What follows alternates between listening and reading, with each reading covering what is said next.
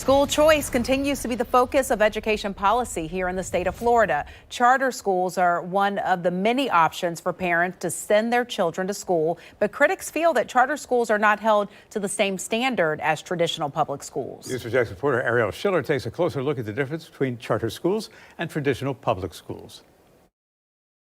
The discussion around charter schools versus traditional schools has gotten more intense over the last few years. Advocates for charter schools say it provides more choice options, while advocates for public schools say there's less accountability for charters.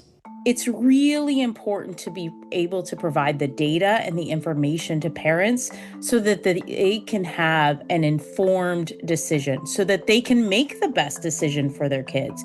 Right now, the state is failing to provide us with that information. The Florida Department of Education says charter schools are public schools that operate under a performance contract or charter, which frees them from many regulations that traditional public schools have to follow. Similar to public schools, all students residing in the district it's located in can attend a charter school. But charter schools can target certain students, including ones that are at risk of dropping out or failing, and students who meet certain eligibility standards set by the school.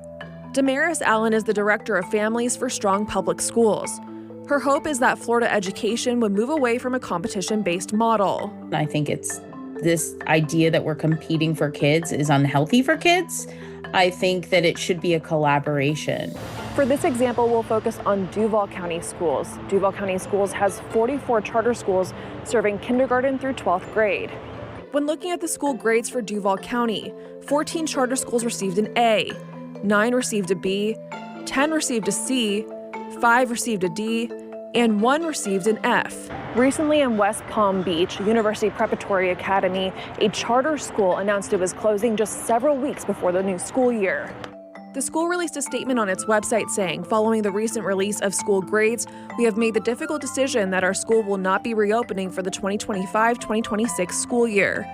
This decision was reached only after a thorough consideration of every possible alternative. Palm Beach County Schools says it's ready to welcome every student back. Allen says the key difference for charter schools is how they're governed.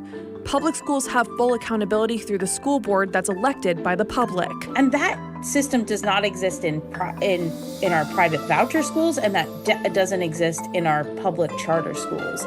And that's a real flaw I see with the system. Public dollars should come with public accountability.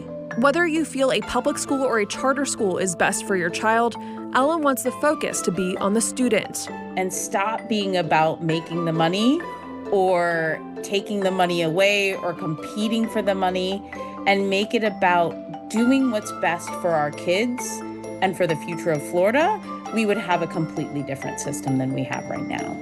I did contact Idea Public Schools, a local charter school, for an interview, but they were unable to fulfill my request. Ariel Schiller, Channel 4, the local station.